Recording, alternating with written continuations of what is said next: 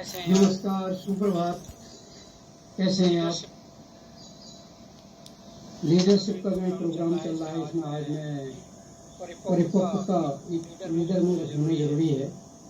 अगर आप एक अच्छे व्यक्तित्व में या अच्छे व्यवसाय में मैच्योरिटी का होना जरूरी है, क्योंकि वो किसी बात को कैजुअली ना ले। उस पर आज चर्चा करेंगे। इससे पहले मैंने बात की थी, मीटिंग में मैंने बताया था कि लीडरशिप में के लिए प्रेजेंटेशन, कम्युनिकेशन, नॉलेज और नेटवर्किंग 4 चीज़ें ज़रूरी है। मैं ये जो प्रोग्राम चला रहा हूँ ये कॉलिंग के ऊपर फोकस है। बीपीओ बिजनेस को फोकस करके इसको मैं आगे बढ़ा रहा हूँ और इसके साथ साथ और चीज़ों को भी जोड़ रहा हूँ कि अगर एक एक्सपर्ट है, कोई बिजनेस करता है, क्योंकि बीपीओ भी बिजनेस है। आप सोशल वर्क करते हैं, वो भी बिजनेस है। आप राजनीति में हैं, वो भी एक काम है। आप अपना व्यवसाय कर रहे हैं, नौकरी कर रहे हैं, वो भी काम है। सब चीज़ के लिए ज़रूरी है। परंतु मेरा जो मेन फोकस है, क्योंकि उत्तराखंड में पर्यटन के बाद जो दूसरा सबसे बड़ा स्कोप जिसका उभर के आता है वो है बीपीओज।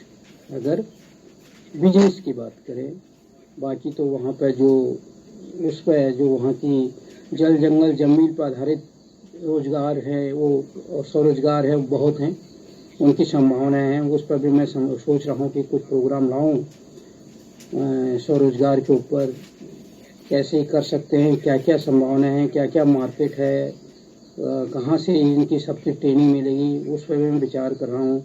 हो सकता है शाम से कोई प्रोग्राम लाऊं। परंतु अभी मेरा जो फोकस है ये है बीपीओ को कैसे हम बढ़ावा दें। अब मैंने कॉलिंग के ऊपर कॉलिंग का जो प्रेजेंटेशन किया, कल 2-3 दिन मैंने कम्युनिकेशन के ऊपर फोकस किया। ये केवल कॉलिंग के ऊपर है। और आज अपने प्रेजेंटेशन अच्छा दिया। आपके साथ कम्युनिकेशन कस्टमर का हो रहा है, जिससे भी आप बात कर रहे हैं उसके साथ आपका कम्युनिकेशन बहुत अच्छा चल रहा है। अब चीज़ें क्या आती हैं कि कम्युनिकेशन के बाद आपको एक निर्णय पर पहुंचना है, और जिससे आप कम्युनिकेशन कर रहे हैं वो ये ज़रूरी नहीं है कि वो उसका किस टाइप का व्यक्ति है, क्योंकि जब आप पब्लिक डीलिंग करते हैं तो कई तरह के लोगों से सामना होता है। तो उस पर मैं आज चर्चा करूँगा। कम्युनिकेशन में मैंने बताया था कुछ चीज़ों का जो ध्यान देना है उसमें, कि पहले उस जिससे आप बात कर रहे हैं उसका किस टाइप का भाषा का वो इस्तेमाल करता है, किस तरह की वो बातें करता है, उसकी स्टाइल को समझना है। आपको साफ सुथरे शब्दों का, इजी शब्दों का, आसान शब्दों का इस्तेमाल करना है। आपको सुनने की स्किल होना चाहिए, उसको रिपीट करना है, उससे कंफर्म करना है जो बात आपने सुनी। हो सकता है उसने कुछ बोला और आपने कुछ सुना, ये भी हो सकता है, कम्युनिकेशन गैप भी हो सकता है। इन सारी चीज़ों पर चर्चा की। उसके बाद आप सवाल, आर्ट ऑफ आस्किंग क्वेश्चन, कि क्या क्या सवाल, कैसे सवाल आप पूछ सकते हो। अब इन सारी चीज़ों पर एक निचोड़ पर हमें पहुंचना है, हमें निर्णय लेना है, फैसले करने हैं, क्योंकि सारे कम्युनिकेशन का कुछ उद्देश्य है। उन उद्देश्यों पर हमको पहुंचना है। तो उसके लिए, उन उद्देश्यों के लिए उनकी अब हमसे अलग अलग तरह के लोगों का सामना हमसे होगा। जैसे आप पब्लिक डीलिंग करते हैं, कई कैसे लोग आ जाते हैं, अब सारे लोग लाइन पर लगे हैं, तो कोई आदमी लाइन तोड़ के सीधे आपके पास आ जाता है, और अगर आप उसे मना करोगे तो वो कई तरह की धमकियाँ आपको दे देता है। जैसे मैंने एक बार बात की थी कि एक डिमांडिंग कस्टमर होते हैं, जो भी आप अलग अलग बिहेवियर की, जब मैंने ह्यूमन बिहेवियर की बात की तो बताया था कि ऐसे भी लोगों से आपका टकराव हो जाता है, जिसको जितनी भी आप सेवा दो, जितने भी उसके लिए काम करो वही कम है, वो उससे भी संतुष्ट नहीं होता, उसको और भी काम चाहिए। वैसे ही जब आप एक बहुत अच्छी सर्विस दे रहे हो, बहुत अच्छा काम कर रहे हो, और सारे लोग लाइन पर खड़े हैं, तो कुछ ऐसे आ जाते हैं कि वो बगैर लाइन के वो लाइन पर आने ही नहीं चाहते। अगर उनको लाइन के लिए कहो तो वो धमकियाँ देना शुरू कर देते हैं, या फिर कई चीज़ें सिफारिश होती है या फिर अलग अलग तरह से प्रेशर बनाने की कोशिश करते हैं, तो उन लोगों को कैसे हमको हैंडल करना है, एक तो इस पर वो डिस्कस करेंगे। दूसरी चीज़, ओवरऑल जो पूरी चीज़ें हो रही हैं, सारी जो फ़ोन पर बात हो रही है, उसके बाद किसी निष्कर्ष पर पहुंचना है, डिसीजन लेना है, निर्णय लेना है, क्योंकि आपने बहुत ज़्यादा बातें की और उसके बाद निर्णय नहीं लिया तो सारी चीज़ें जीरो हो जाएंगी। तो वो भी कैसे निर्णय हम लें कि अब निर्णय ऐसा होना चाहिए कि दोनों की विन विन पोजीशन होनी चाहिए। अगर कहीं पे ऐसा कंप्लेंट होती है, कुछ होता है, तो आपका भी उसमें वो ना हो, नुकसान ना हो, और जो जिसके लिए आप काम कर रहे हो उसका भी नुकसान ना हो। फैसले ऐसे हो, निर्णय ऐसा हो कि दोनों के लिए विन विन की पोजीशन हो, दोनों के लिए अच्छा हो। तो इन सारी बातों के लिए क्या ध्यान रखना है उस पर मैं आज डिस्कस करूँगा। तो पहली बात है, अगर आपका सामना ऐसे लोगों से होता है जो लोग सिस्टम को तोड़ के वो कहते हैं कि पहले मेरा होना चाहिए, किसी का काम हो ना हो मेरा काम होना चाहिए और जैसा मैं चाहता हूँ वैसे ही होना चाहिए, और वो कई तरह की धमकी देता है, मेरी यहाँ सिफारिश है, मेरी वो यहाँ सिफारिश है, मैं ये कर दूंगा, मैं वो कर दूंगा, यानी अनैतिक तरीके अपनाकर दबाव बनाने की कोशिश करता है। तो ऐसे लोगों को कैसे हैंडल करते हैं? जैसे आजकल ही है, जहाँ भी जाऊँ वहाँ भीड़ होती है, तो वो आते हैं बिना भीड़ के, बिना लाइन के आके अपने चीज़ों को करने की कोशिश करते हैं, चीज़ें बताते हैं। अब वो ऐसे लोगों को कैसे हैंडल करना है उस पर डिस्कस करेंगे, क्योंकि आपको सब चीज़ है कि पहली चीज़ हमें यहाँ पर जो परिपक्वता की बात आई, वो सबसे बड़ा रोल इसमें अदा करेगा कि आपको एक परिपक्व, आपकी उम्र कितनी है ये इसमें मायने नहीं रखती, आप में काम करने की मैच्योरिटी कितनी है, आप किसी चीज़ को कैसे हैंडल करते हो, वो ज़्यादा महत्वपूर्ण है। वही लीडर के गुण है। लीडर का इसका मतलब नहीं कि उम्र उसकी बहुत ज़्यादा तो उसमें लीडरशिप के गुण आ जाएंगे, ये ज़रूरी नहीं है, कम में भी आ सकते हैं, परंतु अगर आप में चीज़ों को हैंडल करने की ताकत है तो आप लीडर हैं। अब चीज़ों को लीड करने की ताकत आपके पास है तो आप लीडर हैं।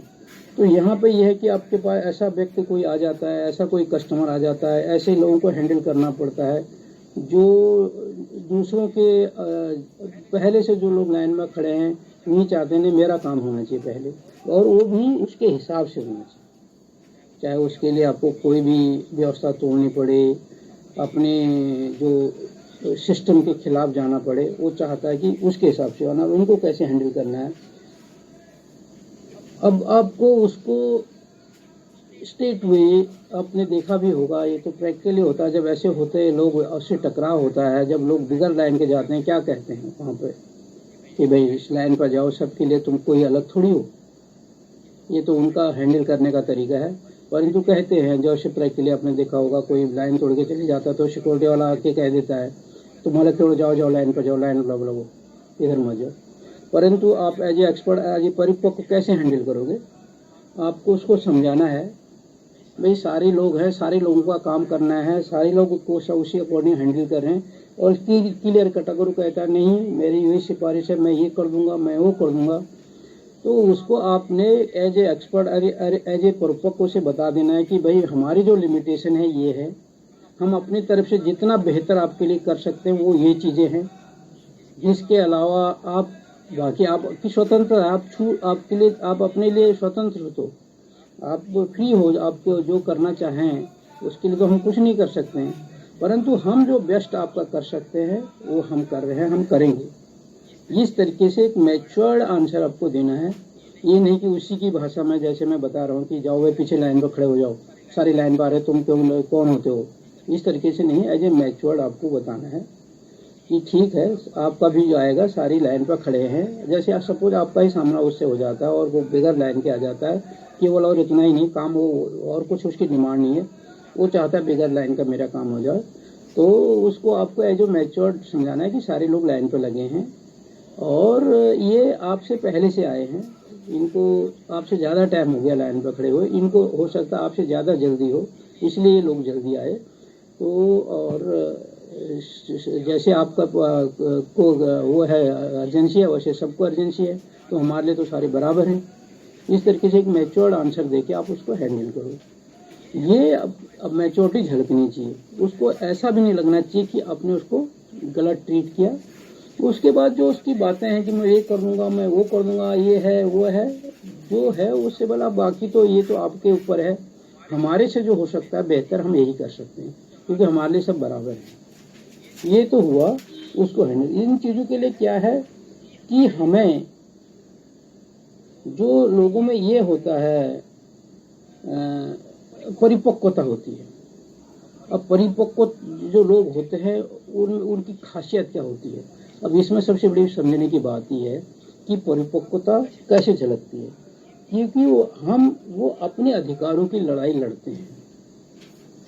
जागरूकता कहते हैं ना, एक परिपक्वता, जागरूकता या संवेदनशीलता। तो वो क्या करते हैं, वो अपने अधिकारों के लिए लड़ते हैं और दूसरे के अधिकारों का सम्मान करते हैं। उन्हें कहते हैं संवेदनशील, जागरूक, परिपक्व लोग। वो ना तो दूसरे के अधिकारों का हनन करते हैं, ना ही अपने अधिकारों का हनन होने देते हैं। वो अपने अधिकारों के लिए लड़ते हैं, अपने अधिकारों के लिए खड़े होते हैं। उनसे वो परिपक्व लोग होते हैं, वो संवेदनशील लोग होते हैं, वो जागरूक लोग होते हैं। इसलिए जागरूकता, परिपक्वता, संवेदनशीलता एक अच्छे व्यक्तित्व के लिए, अच्छे व्यापारी के लिए, अच्छे लीडर के लिए जरूरी है। आप अपने अधिकारों के लिए लड़ो, दूसरे के अधिकारों की भी का हनन नहीं होना चाहिए। और आप वहाँ पर देखना चाहिए, क्योंकि आपकी जिम्मेदारी है। आप वहाँ पर खड़े हो, आप कोई उस लाइन तोड़ के आ रहा है, वो क्या कर रहा है, जो बाकी लोग लाइन पर खड़े हैं उनके अधिकारों का हनन कर रहा है, उन्होंने ज़्यादा समय दिया है, तो वो भी जिम्मेदारी। ये परिपक्व लोगों का पहला गुण है कि वो जागरूक होते हैं, अपने अधिकारों के लिए खड़े होते हैं, संवेदनशील होते हैं। ये चीज़ पहली झलक है परिपक्वता के लिए, कि अपने अधिकारों के लिए लड़ते हैं, मैच्योर्ड होते हैं, जागरूक होते हैं, संवेदनशील होते हैं, और दूसरे के अधिकारों के भी देखते हैं कि ये हनन नहीं होना चाहिए। दूसरी चीज, जो भी वो कहना चाहते हैं उसको घुमा फिरा के नहीं बोलते। कहते हैं ना, वो जो है मुंह पे बोल देता है। कभी भी कोई चीज, क्या होता है, चीजों को दिल में नहीं रखना चाहिए। अगर परिपक्व लोग जो होते हैं, संवेदनशील जो लोग जो होते हैं, जागरूक लोग जो होते हैं, तो बातों को दिल में नहीं रखते। आपको लगता है कि ये आदमी गलत कर रहा है तो उसको वहीं पर टोक दो, ये नहीं यार रहने दो, मैं क्यों पढ़ूं बेचक। और क्या मतलब वो गलत से भी आ गया, आपको लगा ही नहीं, तो वो चीज नहीं होनी चाहिए। ये संवेदनशीलता के लक्षण है। और उसका जो उद्देश्य होता है, उसकी जो इमेज होती है, जो भी वो काम करता है, और उसका जो व्यक्तित्व होता है, उसमें सकारात्मक सोच और सकारात्मक गतिविधियां झलकती हैं। उसमें सकारात्मकता झलकती है। परिपक्व लोगों में हमेशा नेगेटिव बातें नहीं करते, हमेशा पॉजिटिव बातें करते हैं। बातों को, दूसरे को चुभे भी नहीं और समाधान में निकल जाए, ऐसी बातें करते हैं। ये है परिपक्वता का लक्षण। और ये लोगों, उनको ऐसे जो लोग आते हैं गलत तरीके से चीज़ों को हैंडल करते हैं, उनको हैंडल करने की ताकत होती है। तो क्या क्या चीज़ हो गई, पहले वो अपने अधिकारों के लिए खड़े होते हैं, उनके अधिकारों का हनन होता है तो उसके खड़े होते हैं, दूसरे के अधिकारों का हनन नहीं करते, संवेदनशील होते हैं, जागरूक होते हैं, और अपनी बातों को दिल में नहीं रखते कभी। जो वो आता है, जो दिल में आती है, जो चीज समझ में आती है, वो स्पष्ट मुंह पर बोलते हैं। क्या होता है कि जब मुंह पर बोलोगे तभी आप किसी को, अब जो बातें होती है पहुंचा सकते हो डायरेक्ट। नहीं तो क्या हुआ, आपने इसको कहा, उसको कहा, उसको कहा, पर जिसको कहना उसको कहा ही नहीं। तो स्पष्ट मुंह पर बोलते हैं, क्लियर बोलते हैं, और उनकी इमेज, उनका व्यक्तित्व, उनकी सोच, उनकी समझ सारी क्या होती है, सकारात्मक होती है, और वो नकारात्मक बातें नहीं करते। और जब भी आप, अब क्या हो रहा है, ये सारी चीजें, अब एक चीज फिर यहाँ पर और चीज आ गई दोबारा, कि आप ये बातें क्या कर रहे हो, आप किसी के सामने तो हो नहीं, आप किस पे, फोन पे बात कर रहे हो, बातें फोन पे हो रही हैं, तो जब फोन पर आप बातें कर रहे हो, अब क्या चीज़ें झलकनी चाहिए, ये चीज़ें कैसे झलकेंगी, ये चीज़ें आपकी आवाज़ से पता चलेगा। तो आपकी आवाज़ क्लियर होनी चाहिए, आपका प्रोनाउंसिएशन, उच्चारण। अब इसमें क्या है, क्योंकि संवाद बहुत ज़रूरी है, सरल शब्दों का इस्तेमाल करो, और उच्चारण जो है वो होना चाहिए, स्पष्ट होना चाहिए। क्योंकि क्या होता है कि आपका उच्चारण अगर सही नहीं होगा तो आपने कुछ बोला और उसने कुछ समझा। इसलिए मैंने लिसनिंग वाले पार्ट में बोला कि आपको क्या करना है, समराइज करना है, रिपीट करना है जो उसको सामने वाला कोई बोलता है। क्योंकि कभी कभी क्या होता है, जो उच्चारण का है उसकी गलती से उसने कुछ बोला, आपने कुछ समझा, तो वो रिकन्फर्म करना है। वो बातें यहाँ पर, इसलिए जब भी आप कम्युनिकेशन करते हो, क्योंकि आप तो एज ए एक्सपर्ट बात कर रहे हो, आप एज ए लीडर कर रहे हो, आप एज ए बिजनेसमैन कर रहे हो, तो और दूसरा तो जैसे आप बात कर रहे हो वो तो ये सारी चीज़ों का एक्सपर्ट है नहीं, वो तो करेगा नहीं रिकन्फर्म आपसे। तो आपको ध्यान रखना कि आपका उच्चारण क्लियर होना चाहिए। और आपको क्या करना है, स्पीड। क्या होता है, कई लोग बहुत फटाफट फटाफट बोलते हैं और इतने तेजी से बोल देते हैं कि दूसरे के समझ में नहीं आता है इसने क्या बोला। तो बोलने की गति, स्पीड भी ऐसी होनी चाहिए कि दूसरे के दिमाग में बैठे ठहरे हो कुछ देर के लिए। ऐसा ना हो कि बहुत तेज बहाव के साथ बहते जाए बाढ़ की तरह। तो स्पीड मध्यम होनी चाहिए, इतनी धीमे धीमे भी ना हो कि सामने वाले को नींद आ जाए, और इतनी तेज भी ना हो कि सामने वाले के दिमाग में कुछ ना बैठे। तो मध्यम स्पीड होनी चाहिए कि सामने वाले के दिमाग में, उस दिमाग में बैठे। आपकी बोलने की स्पीड जो है मध्यम होनी चाहिए, इतनी तेज ज़्यादा स्पीड नहीं होनी चाहिए कि उसके दिमाग में कुछ ना बैठे, इतना धीमा भी नहीं बोलना चाहिए कि सामने वालों को नींद आ जाए, सुस्ती आ जाए। तो जो बोलने की स्पीड है, जब आप कम्युनिकेशन करते हो तो थोड़ा सा आपको स्पेस देना। मैंने कोई सेंटेंस बोला तो उसकी स्पीड इतनी होनी चाहिए कि सामने वाले के दिमाग में जाके, जो हम कहते हैं ना राइटिंग, किसी बच्चे की राइटिंग, जो बच्चा बोल बोल के लिखेगा उसकी राइटिंग बहुत अच्छी होगी, उसको याद भी होता है।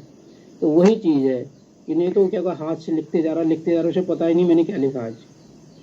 तो वही चीज़ होती है बोलने। बोलते जब हम बोल रहे हैं तो हमको ध्यान ये रखना चाहिए, फोकस रखना चाहिए as a expert, as a leader, कि मैं जो बोल रहा हूँ मैं सामने वाले के दिमाग में लिख रहा हूँ।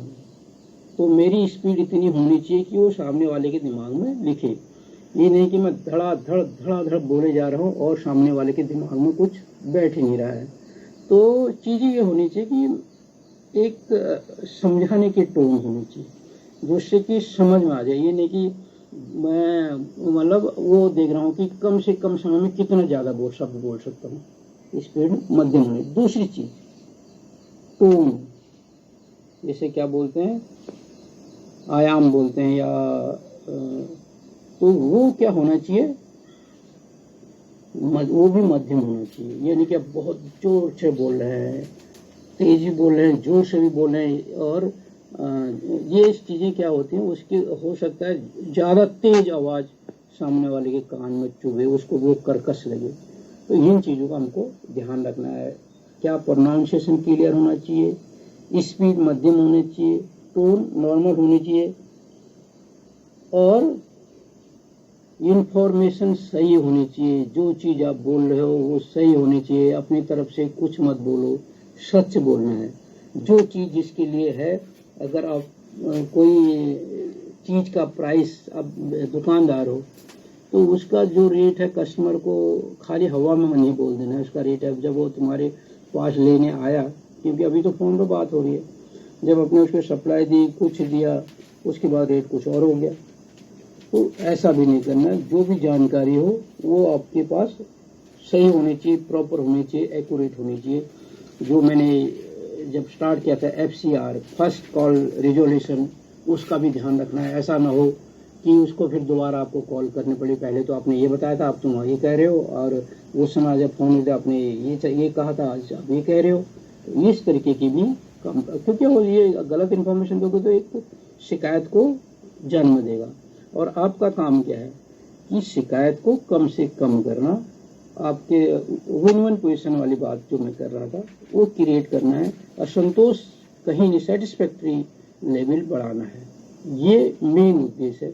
तो ये था कि हम कैसे हैंडल करें ये परिपक्वता। अब दूसरी चीज क्या होती है कि हम जब बातें कर रहे हैं, सारी चीजें हो रही है, उद्देश्य क्या है? इतनी सारी बातें हुई, प्रेजेंटेशन भी हुआ, कम्युनिकेशन भी हुआ, परिपक्वता का भी दिखा दिया। अब इन सब का निचोड़ क्या है कि हमें कहीं ना कहीं इसको क्लोज करना है। तो उसके लिए क्या हुआ, निर्णय लेना पड़ेगा ना। अलग अलग डील होगी, किसी की कोई डिमांड होगी, कुछ शिकायत होगी, कुछ क्लेरिफिकेशन होगा, हर चीज होगी। अब उनको हमको क्लोज करना है। तो क्लोज करने के लिए हमें क्या क्या ध्यान रखना है? अब हमें क्या करना है, डिसीजन अच्छा होना चाहिए। डिसीजन में जो जिसने कॉल किया उसको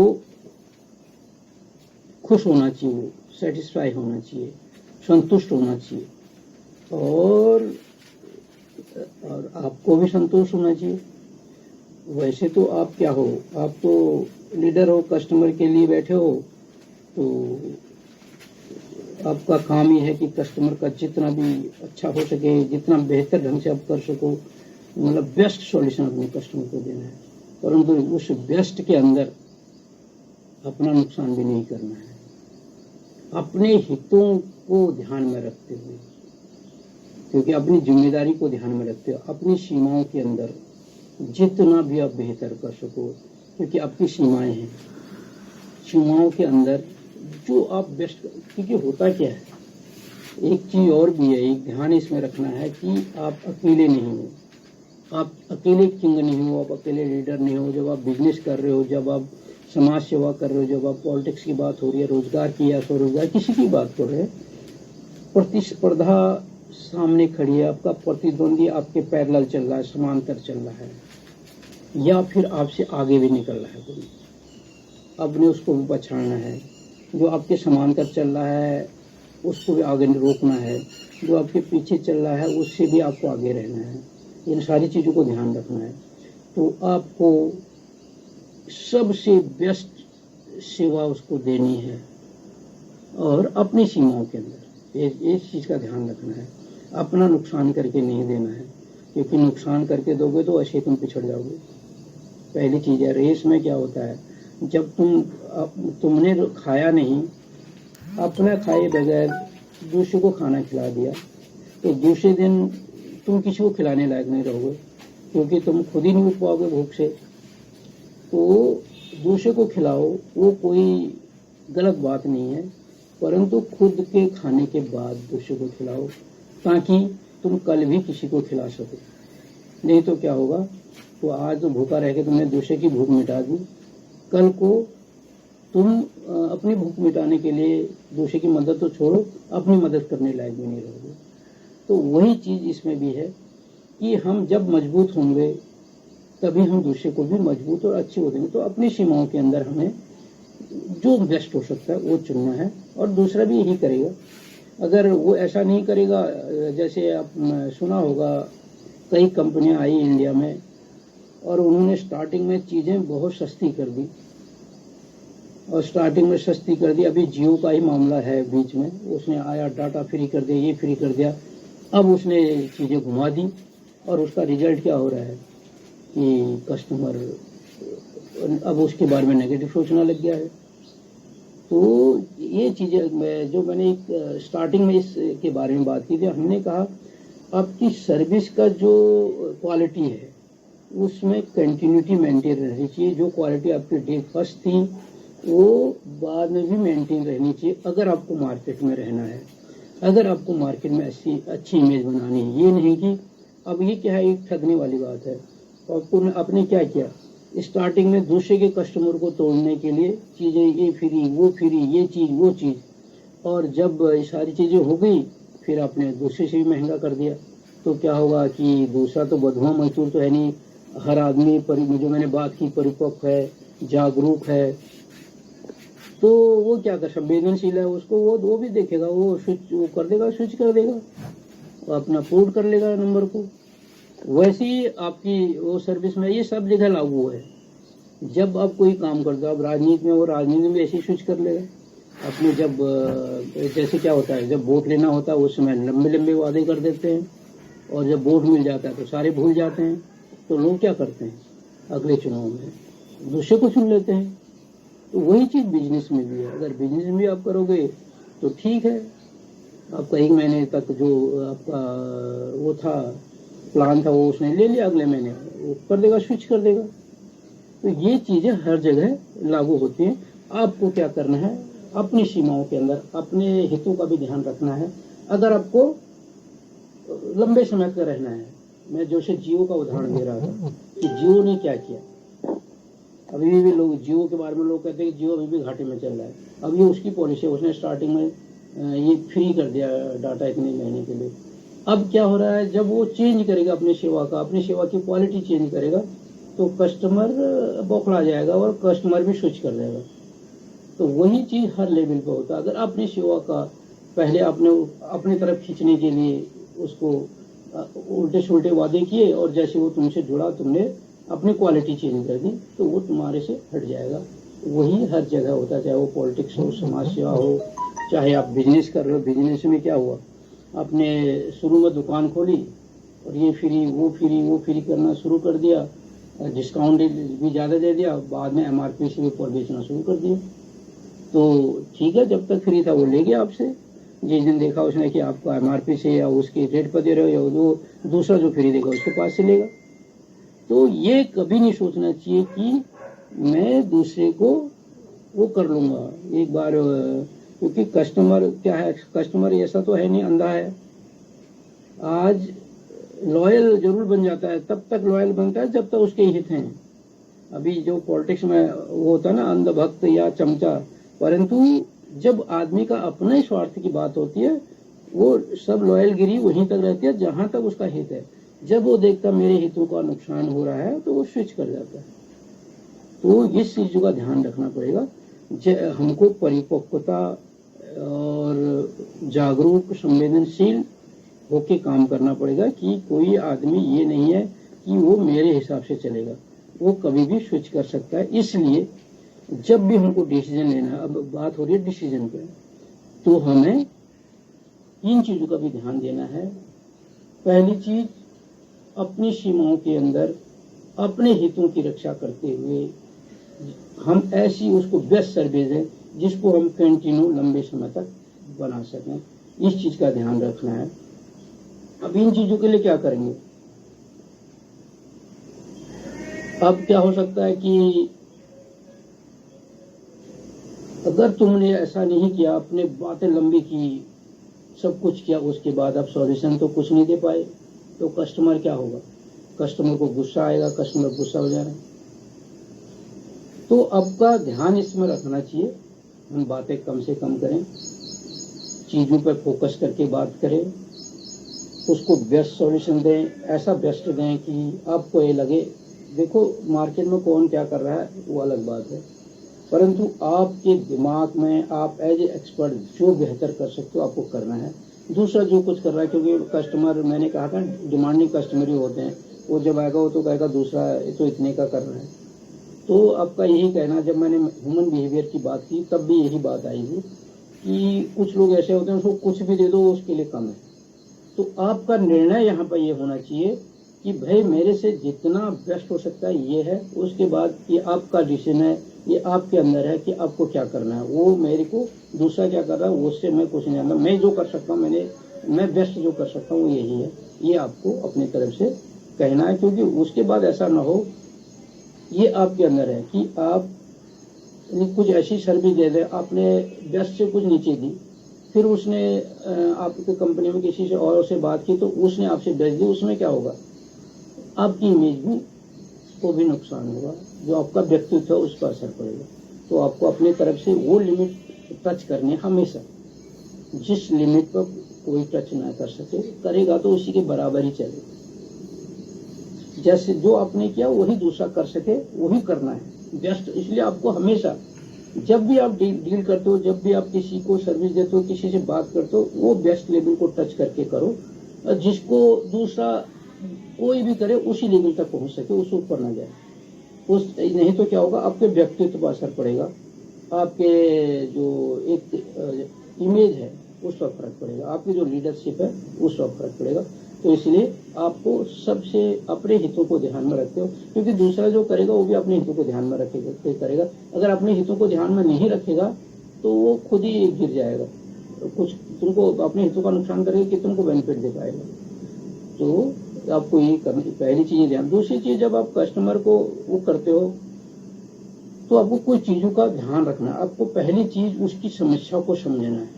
जैसे मैंने बात की थी कि जब आप बात करते हो, अब यहाँ चीजें तो वही आएंगी। अब हम डिसीजन ले रहे हैं तो डिसीजन किस पे ले रहे हैं, जो हमारे पीछे सारा डिस्कशन हुआ है, फिर पीछे जो वार्तालाप हुई है, जो कम्युनिकेशन हुआ है, उसी बेस पर तो डिसीजन हमको लेना है।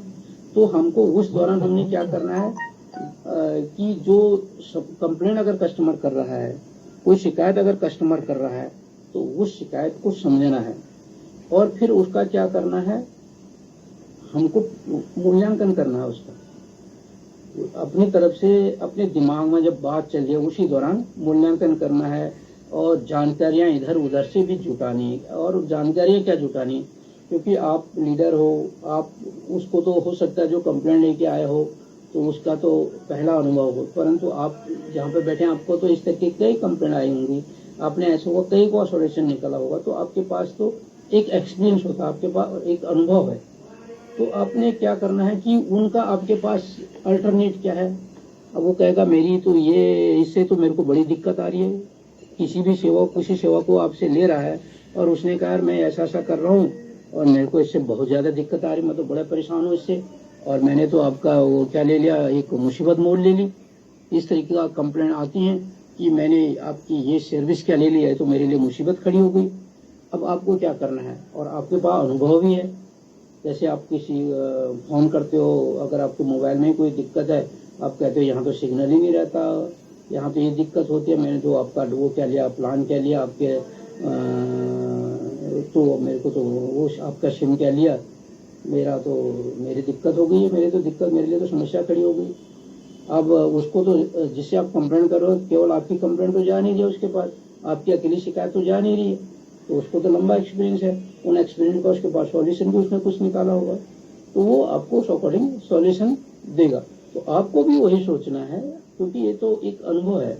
अब अपने फील्ड के एक्सपर्ट हो, जैसे अब जब आप अपनी कंप्लेंट करो तो वो अपने फील्ड का एक्सपर्ट है, तो आपको क्या करना है कि चीजें चूज करनी है, उसमें से उसका अल्टरनेट ढूंढना है। अब उसमें क्या होगा कि कई अल्टरनेट होंगे, जो आपको बेस्ट लगता है उसको आपको सॉल्यूशन देना।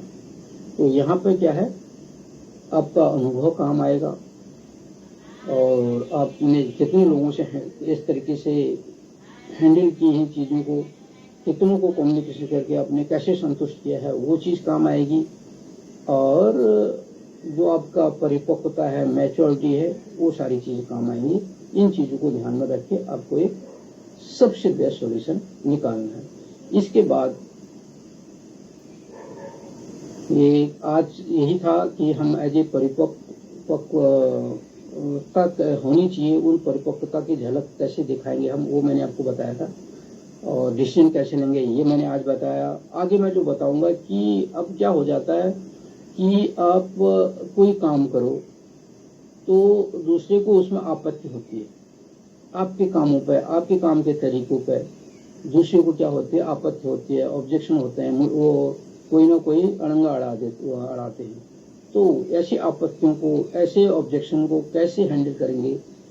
तो क्या होता है कि आप तो काम कर रहे हो, अब ये तो है नहीं कि जैसे आप करोगे आपके हिसाब से कोई चलेगा, सभी चलेंगे, तो कोई आपके कामों पर आपत्तियां भी खड़ी करेगा और आपके काम करने के तरीके पर आपत्तियां खड़ी करेगा। तो जब आपत्तियां खड़ी होती है आपके काम पर, तो उनको कैसे हम हैंडल करेंगे, कैसे अपने आपत्तियों को, आपके खिलाफ उठ रही आपत्तियों को हम कैसे हैंडल करेंगे एक एज ए लीडर, और हमारे खिलाफ जब आवाज़ उठ रही है तो उन चीज़ों को हम कैसे हैंडल करेंगे, कैसे सही ढंग से इनको, क्योंकि ये नहीं कि हमारे खिलाफ आपत्ति हो रही तो हम उन्हीं की भाषा में उत्तर दें। एज ए परिपक्व, एज ए लीडर आप उनको कैसे सॉल्व करोगे ताकि वो संतुष्ट भी हो जाए और आपके प्रति जो आपत्तियां हैं उनका सॉल्यूशन निकल जाए, वो मैं कल लेके आऊँगा। आज इतना ही। ये सारे वीडियो में नंदन सिंह बेस्ट जो मैंने यूट्यूब चैनल बना रखा उसमें डालता हूँ, आप उसको भी सब्सक्राइब करिए, और जो लाइव नहीं देख पाते हैं वो वहाँ भी देख सकते हैं। इसी के साथ जय हिंद, जय उत्तराखंड।